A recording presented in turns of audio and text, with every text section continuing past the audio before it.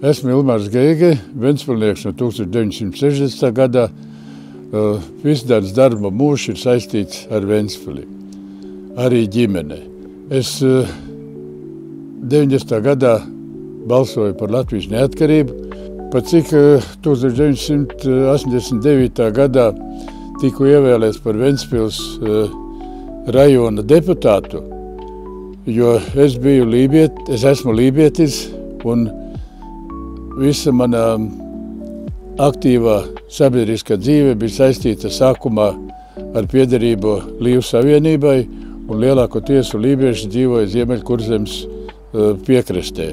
Tāpēc arī kļuvu par rajona deputātu. 90. gadā balsoju par Latvijas neatkarību, pēc tam atgriezos Ventspilī, un atkal darba gaitas bija saistīts ar Ventspili. 90. gadā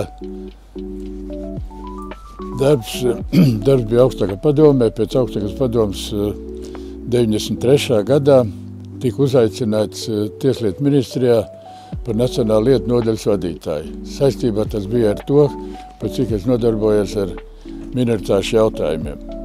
92. gadā es tiku ievēlēts par UNICEF Latvijas Nacionālās komitejas prezidents. Es biju no 92. līdz 2007. gadam faktiski vienīgais UNICEF prezidents Latvijā. Bet mēs izbeidzām savu darbību, jo tai organizācijai nebija valsts finansējums. Mēs vācām līdzekļus paši. Es esmu ļoti daudzās vēstniecībās tika aicināts uz pieņemšanām. Es pats pārdevu kartiņas, kas bija saistīts ar bērnu zīmējumiem. Un tāpēc arī es darbojos ar bērntiesību jautājumiem. Vienmēr es strādāju cilvēktiesību komisijā. Augstākās padomes laikā biju apakškomisijas priekšsēdētājs saistībā ar bērnu jautājumiem.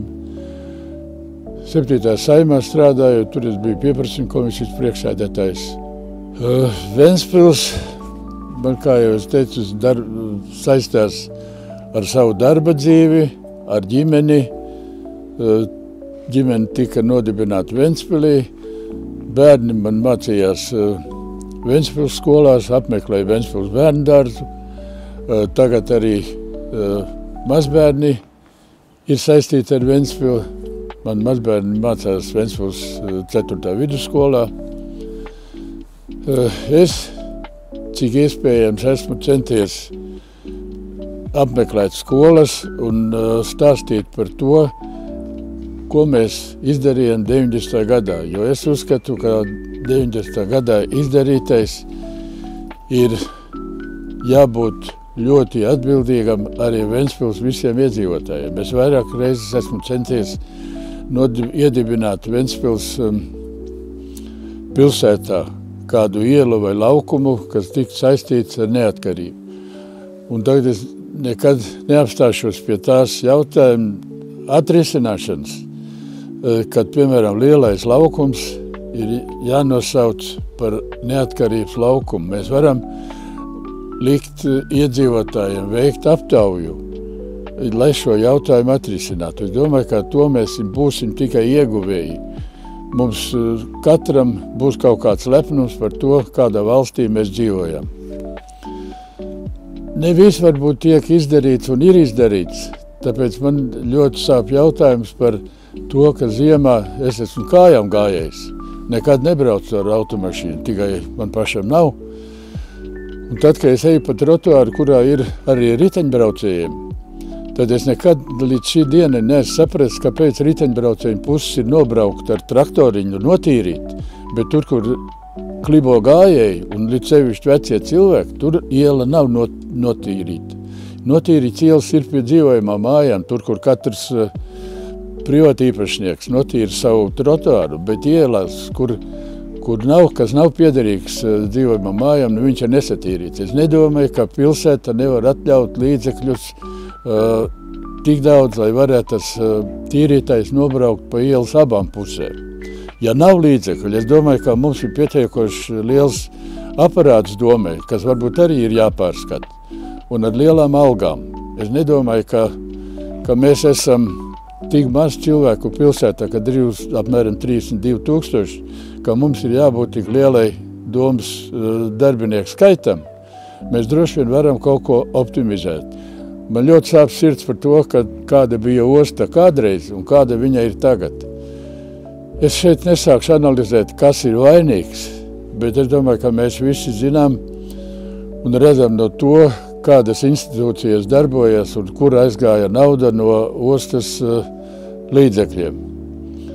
Šo to varbūt zinu arī kā tas viss lielais eksports, naftas eksports, imports arī, kas bija, ko ievedu un mēs vedām tālāk. Tur arī viss ienāca dažādi līdzekļi pilsētai. Tas ir jāpārdomā. Tuvākā laikā Ventspilī vispirms jau visiem domē ievēlētiem deputātiem jāstrādā kopīgi. Ir jāstrādā kopā gan opozīcijai, gan pozīcijai. Nedrīkst sevi kaut kur vērtēt augstāk un otrus kaut kā zemāk. Es domāju, ir jābūt godīgumam no visiem. Gan godīgumam no pilsētas iedzīvotājiem, es gribētu arī teikt, jo tagad vēlēšana kampaņas laikā es brīnos, kur var būt tik negatīvi noskaņoti iedzīvotāji pret tām partijām, kas līdz šim nav bijuši ievēlēts domē un kas ir strādājuši opozīcijā. Vai tikai mums ir vieni tie labie un pārējie visi ir sliktie? Ir jāmeklē kopsaucējs, ir uzreiz tas ir jādara un nedrīkst tā būt, ka mēs viens otru uzskatīsim par kaut kādu zemākās rases cilvēku, un sevi par augstākas. Kaut kad no tā ir jāizbēg. Tas nedrīkst turpināties un jābūt godīgumam. Pēc 4 gadiem, ja no mūsu saraksta tik ievēlēt vairāk deputāti, būs attīstīta un perspektīva pilsēta. Ja netiks, es domāju, ka nekas neizmainīsies un turpinās tāpat mēs eksistēt, kā līdz šim. Tāpēc es ļoti aicinātu pilsētas iedzīvotājus pārkāpt pāri savai tādai iedomai, ka tikai tie, kas sēž viena otra vadībā, būs tie darītāji. Man ir skumi klausīties visi tie uzsaukumi, ka pilsētā rītdienu. Nav pilsēta mums ar rītdienu šobrīd, ja to labumu gūs tikai daži pilsētas, varbūt pat ievēlētie deputāti. Es uzskatu, ka pilsētai ar rītdienu ir jābūt, lai dzīvojot šeit, mēs visi no tā iegūtu. Es startēju pašvaldību vēlēšanas tāpēc, ka ar savu lielo darba pieredzi un ar darbošanos arī pirms tam un aktīvs esmu vienmēr bijis sabiedriskā darbā, domāju, ka varēšu izmainīt kaut nedaudz ventspilnieku attieksmi pret domes deputātiem.